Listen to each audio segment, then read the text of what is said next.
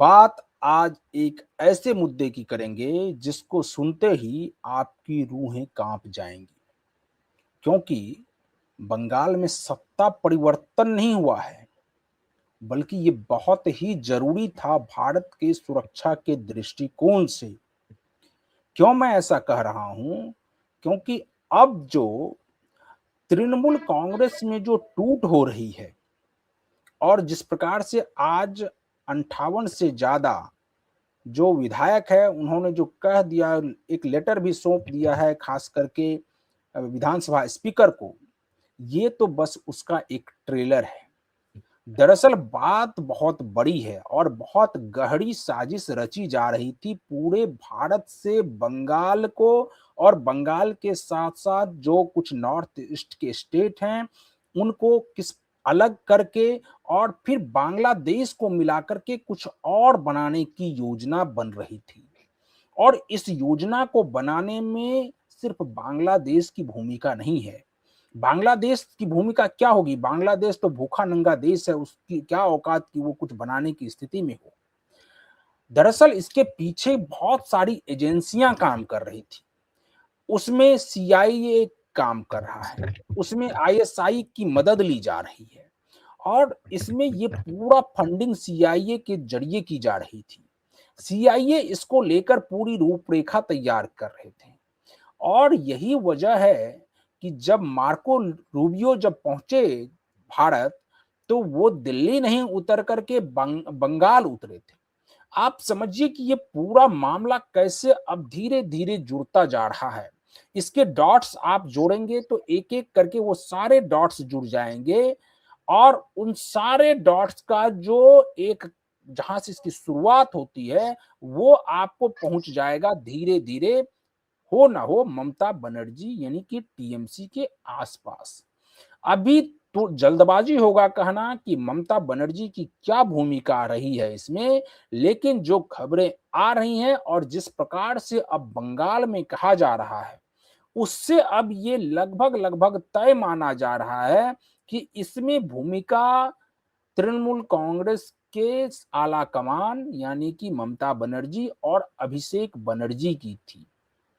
और अभिषेक बनर्जी इसलिए इसके निशाने पर और भी ज्यादा हैं, क्योंकि आप देखिए कि अभिषेक बनर्जी का एक बयान बहुत तेजी से वायरल हो रहा था, और बयान वो ये था कि वो अपने भाषण में कभी भी ये नहीं कहते थे कि उनकी लड़ाई भारतीय जनता पार्टी से है, अमित शाह से है, नरेंद्र मोदी से है, ये कभी नहीं कहते थे।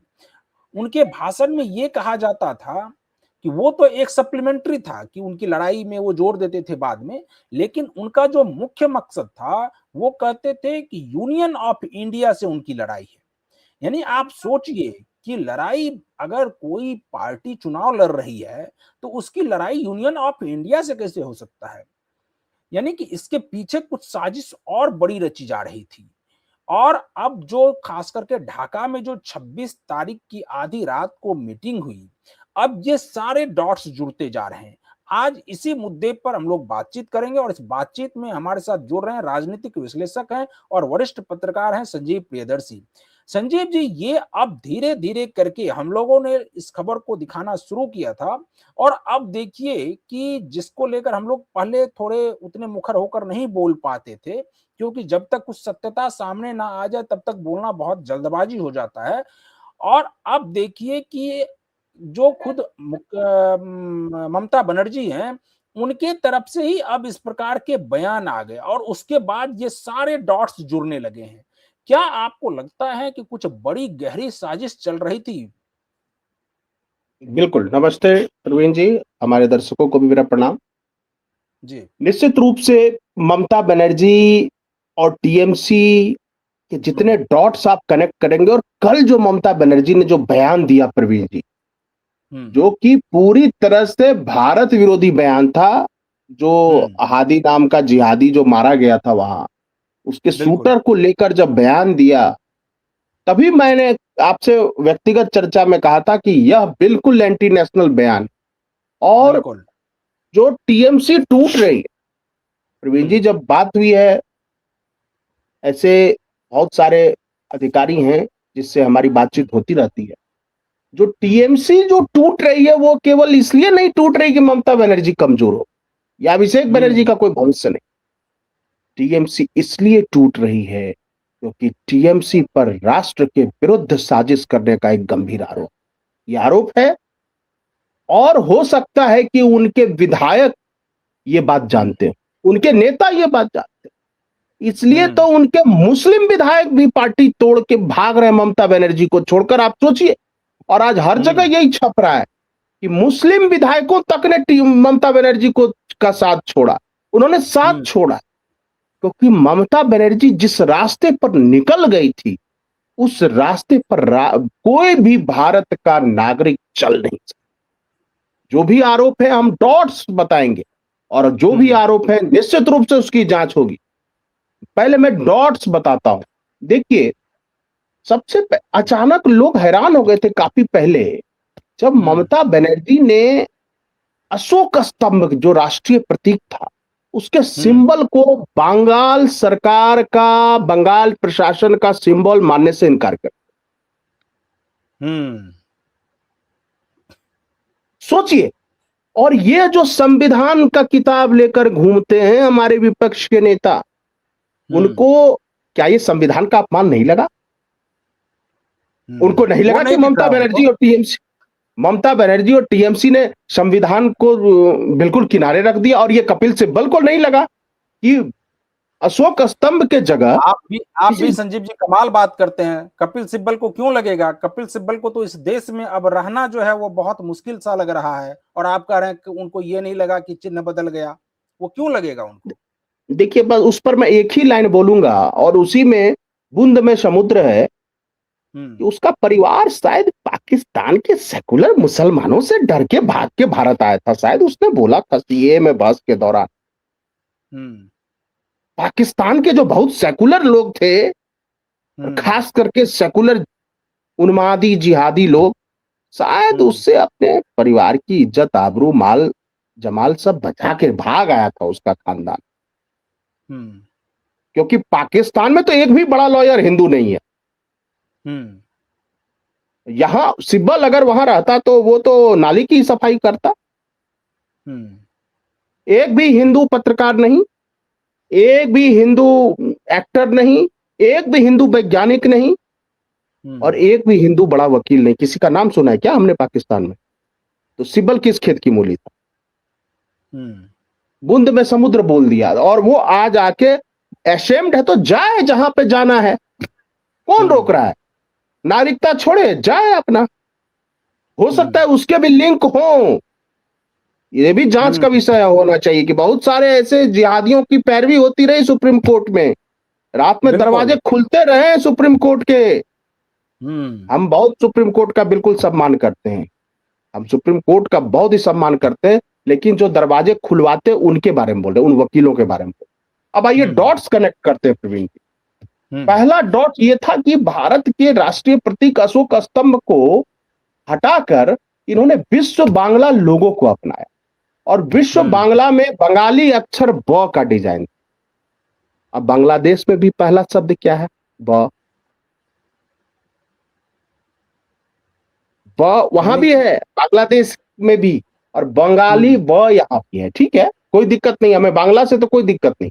और देखिए, शुभेंदु जब आए तो सबसे पहले इसको हटाया, सबसे पहले इसको हटाया। और उनका जो सीएम का जो लेटर पैड था उसमें उर्दू में भी लिखा हुआ था। सोचिए, उर्दू में भी लिखा हुआ था। सोचिए, बंगाल में उर्दू की क्या जरूरत? बांग्लादेश में भी उर्दू नहीं होता है। कभी कभी जमात वाले उर्दू में कुछ इश्तिहार डाल देते हैं, अदरवाइज वहां भी उर्दू के विरोध में ही बांग्लादेश में बगावत शुरू हुई। और जब फिरहाद हकीम कहता था कि कुछ ही चंद सालों में 50% यहां उर्दू स्पीकिंग हो जाएंगे, 70% हम बहुसंख्यक मुस्लिम हो जाएंगे। नहीं तो इसके तार आप जो कह रहे हैं, तो इसके तार सिर्फ इसी डॉट से जुड़ेंगे या और भी डॉट्स जो हैं जिनको की जोड़ा जाएगा, और फिर उन सभी डॉट्स के जो प्राथमिक बिंदु हैं वो बिंदु आकर के टीएमसी में, और टीएमसी में भी ममता बनर्जी और अभिषेक बनर्जी पर आकर टिक जाएगा? बिल्कुल, देखिए, अब इसमें जानकारी दे दूं अपने दर्शकों को कि जब हम्म। शुभेंदु अधिकारी बने तो उन्होंने सबसे पहले अशोक स्तंभ को राज्य का प्रतीक माना, हम्म। और उनके लेटर पैड में इंग्लिश में है और बंगाली में नाम है सीएम का, ना हिंदी में है ना उर्दू में। उर्दू हम्म। रिप्लेस हो गया। अब आइए डॉट्स कनेक्ट करते हैं। देखिए, 2025 के आसपास, अगस्त हम्म। 2025 में ढाका के वेस्टिन होटल के कमरे में टेरेंस एवरेल जैक्सन हम्म। नाम का एक खुफिया ऑपरेटिव, जिसको अमेरिकी जिसको। विशेष बल या सीआईए हम्म। का ये खुफिया था, ये शूटर था, ये खतरनाक हम्म। शूटर था और सीआईए के गिने चुने शूटरों में से एक था।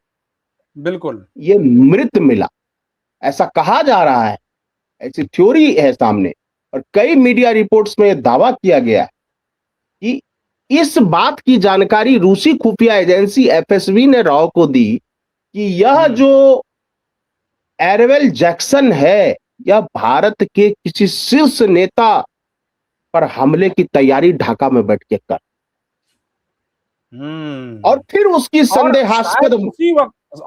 उसी वक्त प्रधानमंत्री नरेंद्र मोदी जो है वो चीन की यात्रा पर थे। और तब देखिए कि चीन की यात्रा पर थे और वहां पर रूसी राष्ट्रपति पुतिन जो है वो उनको लेने के लिए होटल में 15 मिनट तक रुके रहे। और 15 मिनट के बाद प्रधानमंत्री नरेंद्र मोदी को रूसी राष्ट्रपति व्लादिमीर पुतिन ने अपनी गाड़ी में बैठाकर फिर वहां से आगे जहां उन लोगों को जाना था वहां तक गए।